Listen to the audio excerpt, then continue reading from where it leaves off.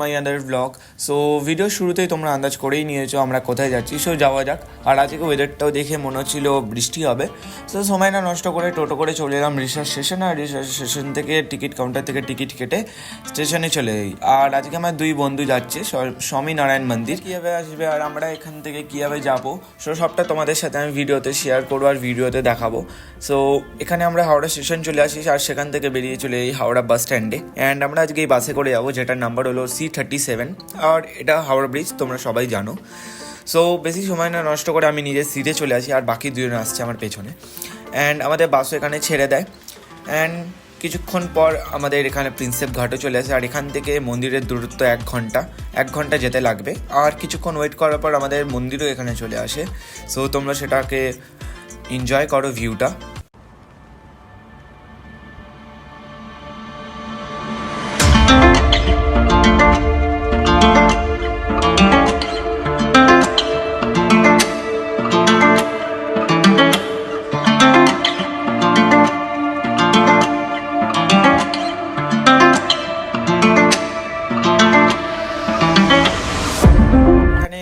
এখনো মন্দিরে খোলার সময় হয়নি বলে সবাই বাইরে অপেক্ষা করছিল।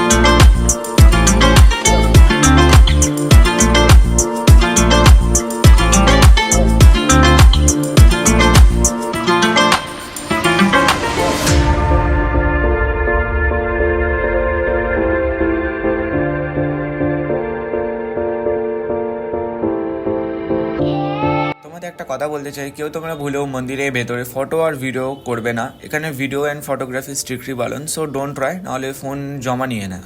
আর আমি এখানে করেছি আমি নিজের রিক্সে, সো তোমরা করতে যেও না, ওকে?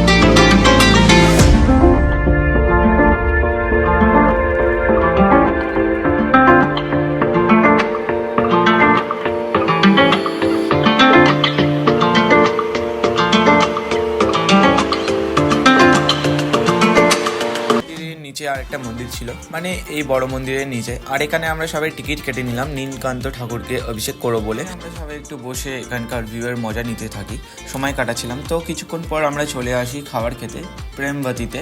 আর পাশে বুক স্টল ছিল, এখান থেকে আমরা দুটো পেস্ট্রি আর একটা দই বড়া নিয়ে নিয়েছিলাম, বেশ ভালোই ছিল। আর বিল পে করার পর আমরা চলে আসি বুক স্টল। আর এখানে বেশ ভালো ভালো মন্দির ছিল। আর আপনারা চাইলে এখানে নিজের প্রিয়জনের জন্য গিফটও নিতে পারেন। আর এখানে অনেক ধরনের বুকস, ধূপকাঠি আর অনেক প্রোডাক্টস ছিল।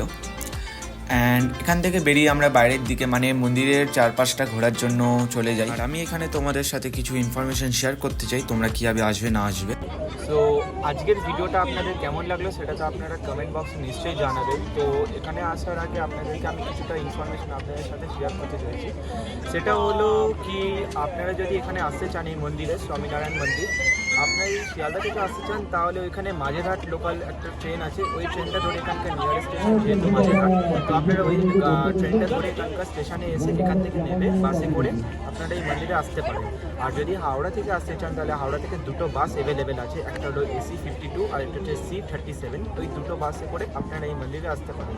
আর এই মন্দিরে আসার টাইম হলো 1 ঘন্টা টাইম নেয় এখানে এই মন্দিরে আসতে হাওড়া থেকে। আর এই মন্দিরে আসার আরতি যদি আপনারা দেখতে দেখতে চান তাহলে আরতির যে টাইম টেবিল এটা আমি এখানে স্ক্রিনে আপনারা শো করে দিয়েছি, আপনারা দেখতে পান।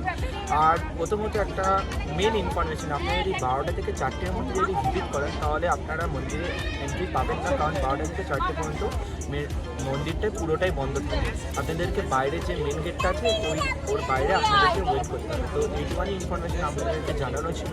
আর আপনাদের আজকের ভিডিওটা কেমন লেগেছে সেটা তো নিশ্চয়ই বলবেন, আর সাবস্ক্রাইব করতে ভুলবেন না। আজকের জন্য এখানে বাচ্চাদের ট্রেম্পোলিনও আছে আর পার্কও রয়েছে। আর এই ট্রেম্পোলিনে 10 মিনিটের জন্য 10 টাকা নেয়। অ্যান্ড সন্ধ্যাবেলা ভিউটা ঠিক এতটাই সুন্দর। আর আমরা এখান থেকে সন্ধ্যা আরতি দেখার পর বেরিয়ে যাই বাইরের দিকে। আর এখান থেকে কিছু খাওয়ার পর আমরা বেরিয়ে পড়ি নিয়ে বাড়ির দিকে। অ্যান্ড আজকের ভিডিওটা আপনাদের কেমন লাগলো সেটা কমেন্টে নিশ্চয়ই জানাবেন। আজকের জন্য এখানেই।